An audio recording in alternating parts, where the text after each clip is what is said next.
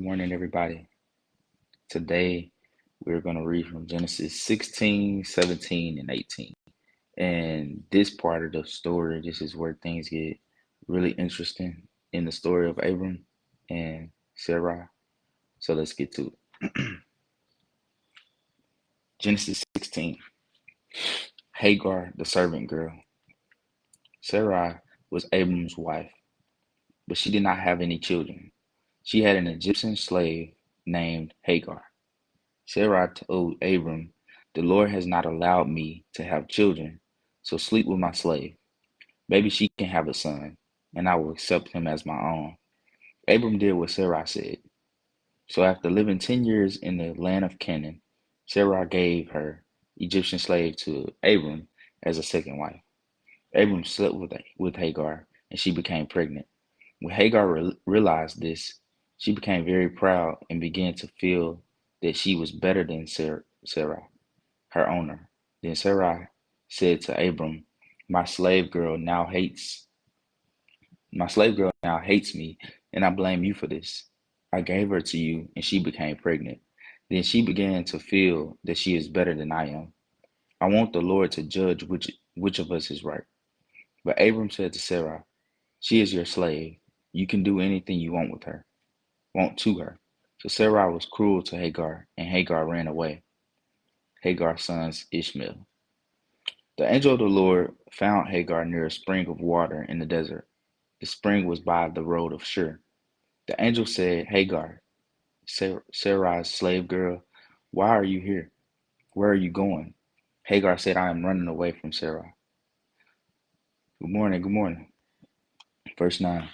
The angel of the Lord said to her, "Sarai is your owner. Go home to her and obey her." The angel of the Lord also said, "From you will come many people, too many people to count." Then the angel of the Lord said, "Hagar, you are now pregnant, and you will have a son.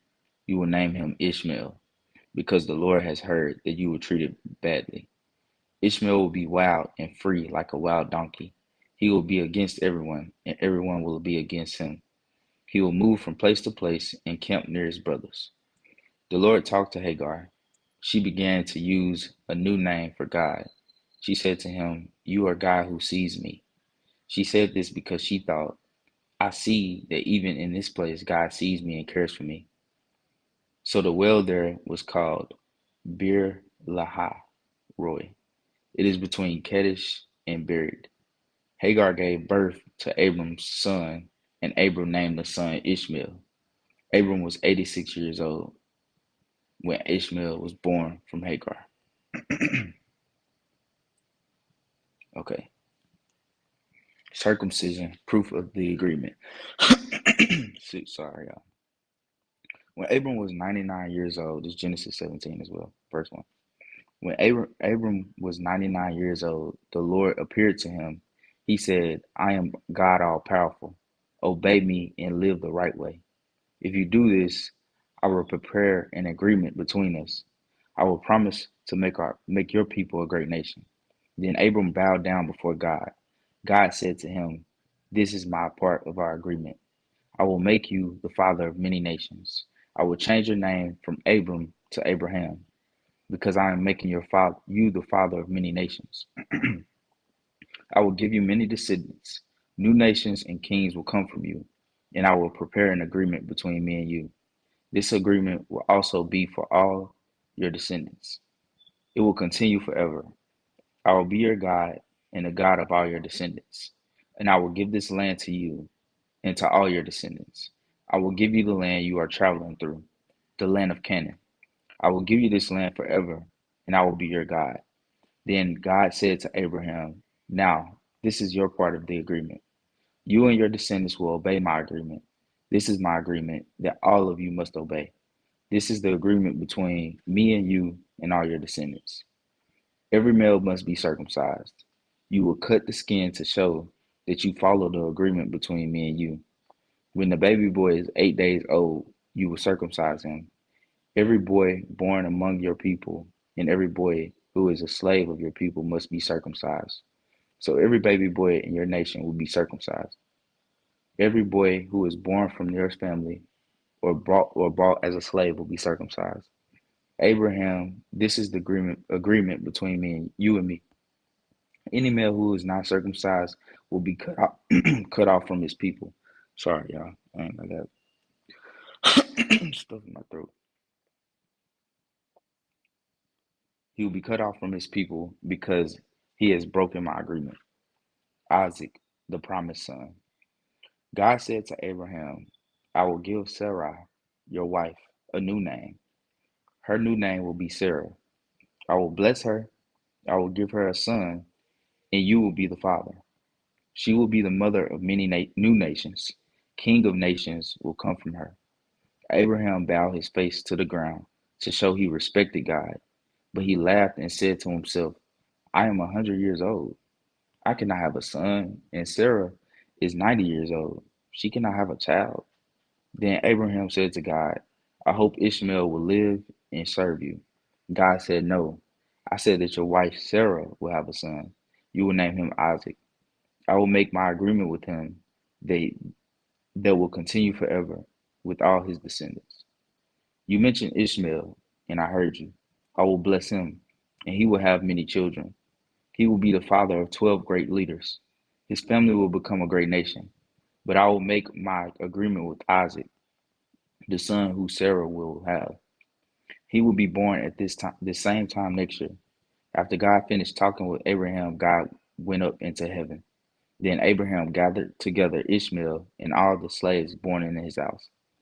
He also gathered all the slaves he had bought. Every man and boy in Abraham's house was gathered together, and they were all circumcised. Abraham circumcised them that day, just as God had told him to do. Verse 24. Abraham was not 20. Abraham was 99 years old when he was circumcised, and Ishmael his son was 13 years old when he was circumcised. Abraham and his son were circumcised on the same day. Also on that day, all the men in Abraham's house were circumcised. All the slaves born in his house and all the slaves he had bought were circumcised. Okay.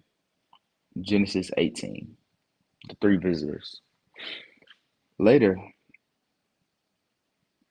later the Lord again appeared to Abraham near the oak trees of Mamre. I was it was the hottest part of the day, and Abraham was sitting at the door of his tent. He looked up and saw three men standing in front of him. When he saw the men, he ran to them and bowed before them. Abraham said, Sirs, please stay a while with me. Hope y'all can hear me. It just said my AirPods reconnected. If you're watching, just let me know in the comments if you can still hear me. Okay. Okay. Verse 3. Genesis 18, verse 3. Abraham said, Sirs, please stay a while with me, your servant. I will bring some water to wash your feet. You can rest under the trees. I will get some food for you. Okay, great. I will get some food for you, and you can eat as much as you want. Then you can continue your journey. The three men said, Do as you wish. Abraham hurried to the tent. He said to Sarah, Quickly, prepare enough flour for 3 loaves of bread. Then Abraham ran to his cattle. He took his best young calf and gave it to the servant there. He told the servant to quickly kill the calf and prepare it for food. Abraham brought the meat and some milk and cheese and set them down in front of the three men. Then he stood there. Then he stood near the men, ready to serve them while they sat under the tree and ate. Then the men said to Abraham, Where's your wife Sarah? Abraham said, She is there in the tent. Then one of them said, I will come again in the spring. At that time your wife Sarah will have a son. Sarah was listening in the tent and heard these things. Abraham and Sarah were very old. Sarah was past the right age for women to have children. So she laughed to herself and said, I am old, and my husband is old. I am too old to have a baby. Then the Lord said to Abraham, Sarah laughed and said she was too old to have a baby. But is anything too hard for the Lord? I will come again in the spring, just as I said I would, and your wife Sarah will have a son. Sarah said, I didn't laugh. She said this because she was afraid. Then the Lord said, No, I know that it's not true. You did laugh. Then the men got up to leave. They looked toward Sodom and began walking in that direction. Abraham walked with them to send them on their way. Abraham's bargain with God. Then the Lord said to himself, Should I tell Abraham what I am going to do now? Abraham will become a great and powerful nation, and all the nations on earth will be blessed because of him. I have made a special agreement with him. I did this so that he would command his children and his descendants to live the way the Lord wants them to. I did this so that they would live right and be fair. Then I, the Lord, can give him what I promised. Then the Lord said, I heard many times that the people of Sodom and Gomorrah are very evil. I will go and see if they are as bad as I've heard. Then I will know for sure. So the men turned and started walking toward Sodom, while Abraham stood there before the Lord. Then Abraham approached him and asked, Will you destroy the good people while you are destroying those who are evil? What if there are 50 good people in that city? Will you still destroy it? Surely you will save the city. Surely you will save the city for the 50 good people living there. Surely you will not destroy the city. You will not destroy 50 good people to kill those who are evil. If that happened, those who are good would be the same as those who are evil. Both would be punished. As the Lord of the whole world, as the judge of the whole world, surely you will do the right thing. Then the Lord said, If I find 50 good people in the city of Sodom, I will save the whole city. Verse 27. Then Abraham compared Then Abraham said, Compared to you, Lord, I am only dust and ashes. But let me bother you again and ask you this question. What if there are five less than 50? Will you destroy a whole city because of just five people? The Lord said, If I find 45 good people there, I will not destroy the city. Abraham spoke again. He said, And if you find only 40 good people there, will you destroy the city? The Lord said, If I find 40 good people, I will not destroy the city. Then Abraham said, Lord, please don't be angry with me. But let me ask you this. If only 30 good people are in the city, will you destroy it? The Lord said, If I find 30 good people there, I will not destroy the city. Then Abraham said, Lord, may I bother you again and ask, what if there are 20 good people? The Lord answered, If I find 20 good people, I will not destroy the city. Then Abraham said, Lord, please don't be angry with me, but let me bother you this one last time. If you find 10 good people there, what will you do? The Lord said, If I find 10 good people in the city, I will not destroy it. The Lord finished speaking to Abraham and left. Then Abraham went back home. And that's the end of Genesis 18.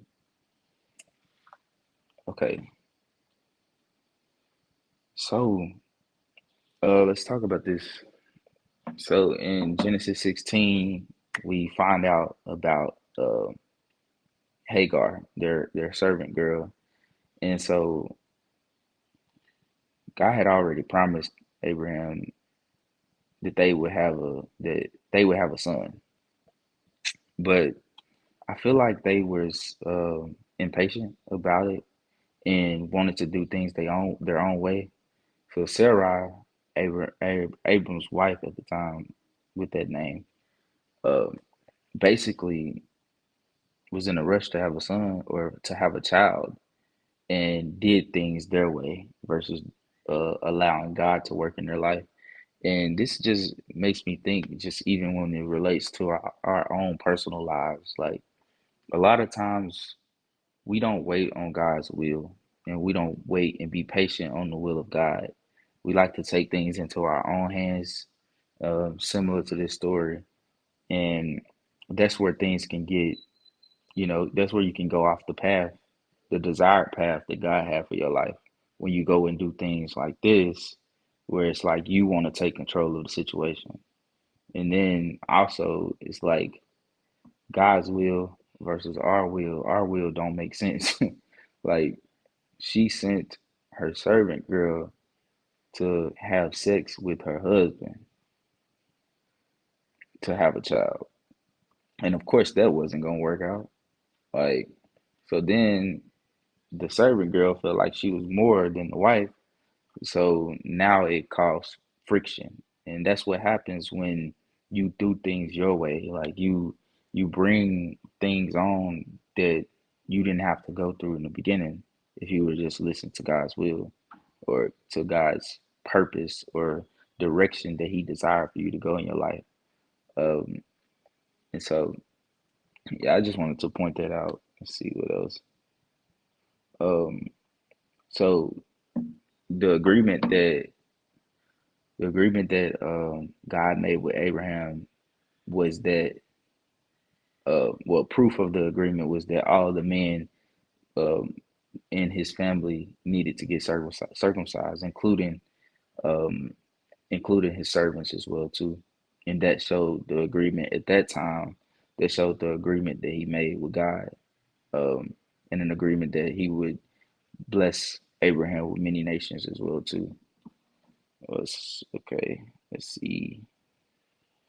And then three visitors had showed up to them and mentioned that they would well, it was God as well too, and he was just mentioning that they would have a child again, and deep down Sarah thought she was too old to have to bear a child, and God heard it, and she tried to say she didn't say it.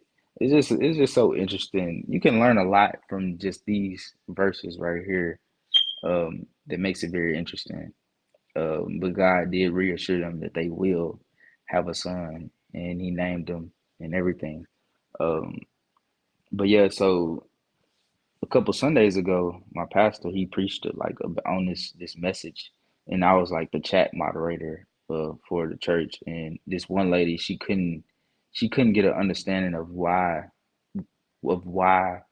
Ishmael, the son of the servant girl, why Ishmael wasn't the one that basically was promised, that got the promise and was blessed.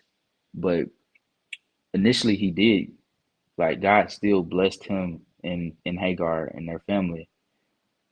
It's just I feel like since they did things out of order in the way that he came about, the blessing wasn't going to be completely, through him.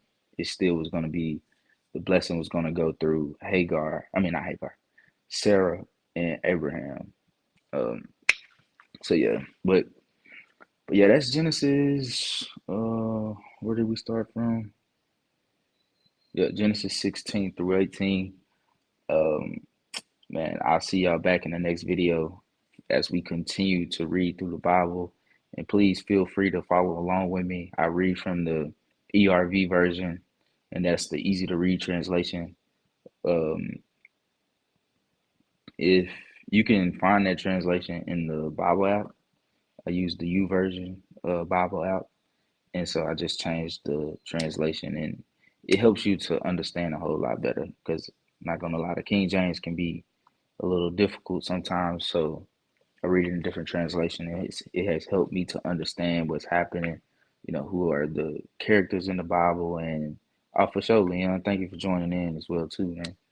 Um, but yeah, so I'll see y'all back, and let's continue through the book of Genesis and just see all of the mess, man. And the Bible is so interesting, and I just be picturing it in my mind like a movie because just like it's crazy stuff in these shows, in these American shows that we watch, like the Bible is full of like messy stuff that until you read it, you would have never thought that the things that they dealt with, like the things that we deal with today, it was the same type of things that they was dealing with at the beginning of time.